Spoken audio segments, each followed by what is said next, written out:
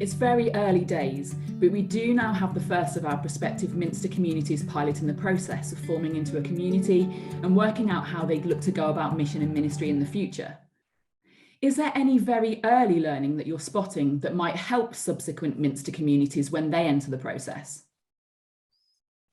Yes, I think there is quite a few areas of learning, very early learning, as we are discerning and exploring what it is both to be Minster communities and how we get there. So we have a couple of areas that are piloting the process to help us get to be Minster communities. And so there's a big thanks that needs to go to Laund and to Colville and the areas around there for bearing with us and being a part of our learning together. And I think that's probably the first thing to say is that we are learning together in how to do this most effectively as we journey to Minster communities. I think the early learning for us is that the preparation stage is really, really important. And I think we probably underestimated how much preparation needed to be done before we began the preparation phase, if you like. So there's a whole host of stuff that parishes and ministers and churches can be doing, which will help you have better conversations later on. So I think actually we realised that when we pressed start and said, well, this is what we're going to do, the more people have done beforehand, the better it is in the process. And some of those things which we have realised there's beneficial to do beforehand is for people really to get to know themselves and their churches and the people who live and work around them better. It's not to say that they don't know them already, but to get to know each other better and to spend time working out who you are and what your history is and where you've come from and kind of who owns that and who knows that and how that relates to us as a wider diocese and how we fit in. So paying attention and taking time to develop discipleship within our communities, to encourage spiritual habits, Bible study, dwelling in the Word, examine, reflection, those kind of things, working out how we learn to discern together. I think people have struggled perhaps a little bit when we've talked about making decisions which revolve around organisational change, but in the framework of Christian discernment. So trying to do this with God in the midst and not just being a reorganisational plan, which perhaps we see in other places. So the preparation phase, yeah, really, really important from my perspective. The temptation with restructuring will always be in danger of there being a pull towards the past or towards maintenance and structures, rather than mission or equipping Christians to live out their faith confidently in everyday life or having an outward-looking focus. How is that temptation being avoided? I think one of the things that we're already learning, working with the churches around Laund and beginning that with the churches around Colville, is that we need to slow down a little bit. Thinking really carefully about those questions that Stuart was talking about, who we're called to be, what our mission and purpose is as Christian community in this place, and really dwelling in those questions before we jump to the more practical questions, perhaps about numbers of ministers or structures, is really helpful. Building those relationships first gives us a really good place from which to have the conversations we need to come up with the best solutions, the best ways of working together that we can, and to form the best Minster community that we can. 23 parishes, probably around 4 full-time stipend equivalent ministers. Some might look at that and say that's a lot of churches and not many ministers. 2 questions. Firstly, does this set a kind of precedent in terms of how big all Minster communities are likely to be? And secondly, is it enough ministers?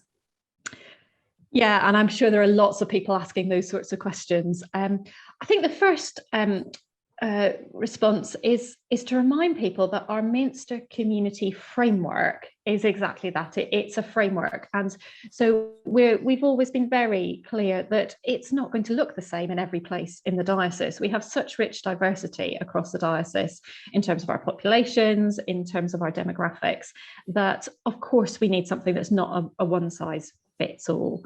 And interestingly, one of the reasons that Laund and the Laund area has been invited to be part of the pilot process is because they've already been working together in various ways and working out how they can do that better.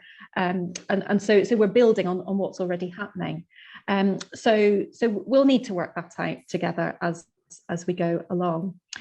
I think one of the questions about how much ministry, how many ministers do we need is really interesting, isn't it? We're trying to build the kingdom of God. So no, of course, it's not enough ministers. We'll always want more. I think it's really important that we remember that ministry is not just about the stipendiary ministry. That's really important. But that always sits alongside other forms of ordained ministry, and of course our many lay ministers and others who are involved in the ministry and the mission of all of our churches. And working together and sharing ministry is not something new. It's not something that we've just imagined in the last 18 months. Churches have been sharing ministers, sending people, receiving people in ministry since the earliest days of the church. What we're trying to do at the moment is work out with the people that we've got and we think we're likely to have for the future, how do we best make sure that they're where we need them to be, that they're resourced and equipped and supported for the ministry of the church for the future.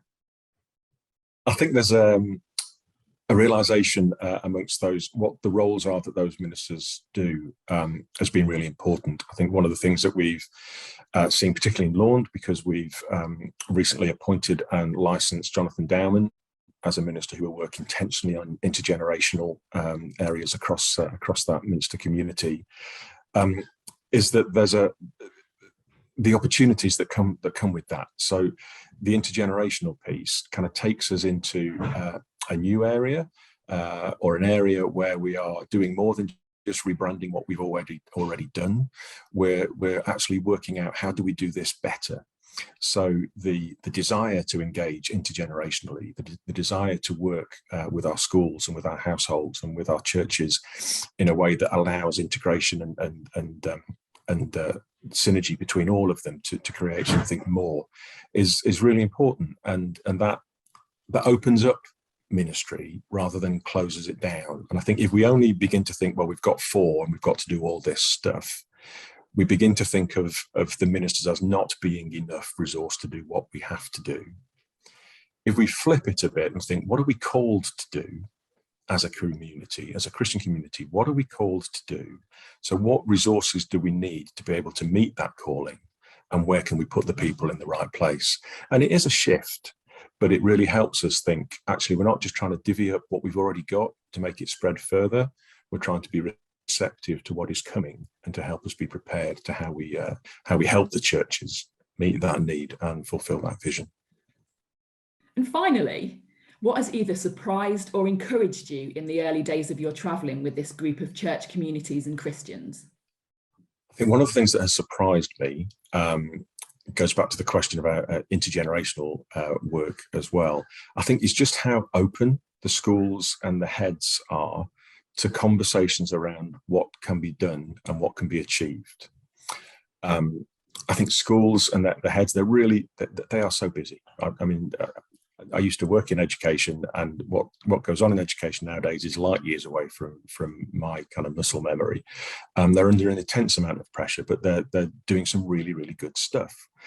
And they're open to working with, how do you see the kingdom of God in what you're doing? That's not an alien concept to them.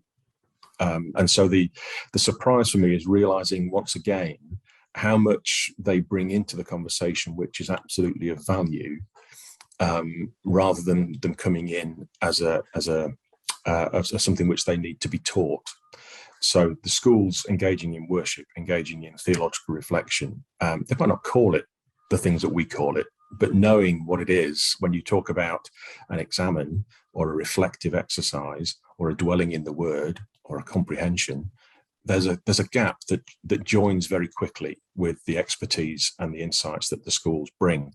And they also bring that organisational knowledge around, actually, we've been through multi-academy trusts, we've been through internal reorganisations, but at the same time as going through those organisations, have always had to ask themselves, what is it we're for?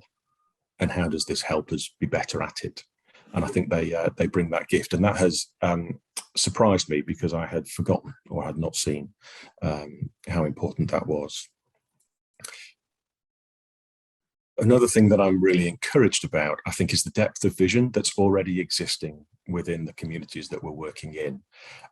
There's a willingness to do this. There's a willingness to be involved. There's lots of questions. There's lots of uncertainty and what ifs and why and how do I. But the depth of vision, I think, is really quite strong. And again, it's a shout out to London, to Colville, because they are already doing so much stuff, and God is already at work in their midst, and we're trying to come alongside them and help them do that better in a way that fits the direction of travel for us as a diocese, which is our Minster Communities. And our Minster Communities are all about growing the kingdom of God.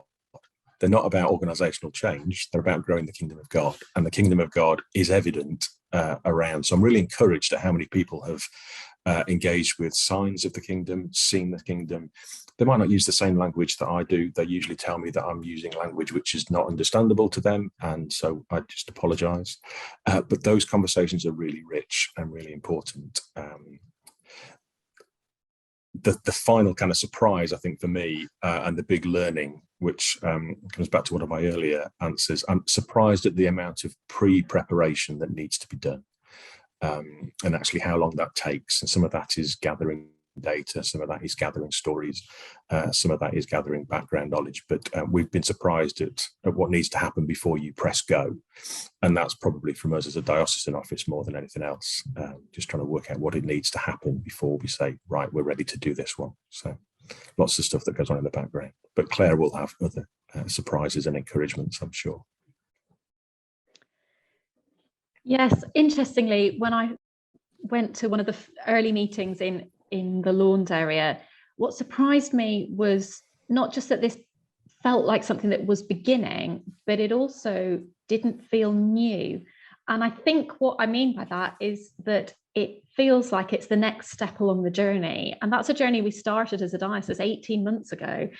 Way back in 2020, you were all sending us stories, telling us your experiences of faith. From there, we've had working groups, we've had local conversations about ministry models, we've had conversations at Diocesan Synod, and so much more. But I think that makes a point about preparation, doesn't it? 18 months in, and we're now almost at the starting line, but it feels like a journey rather than something that's come out of the blue. And I think that's also evidence of the discernment process that this is, seeking God's guidance for all that we're doing.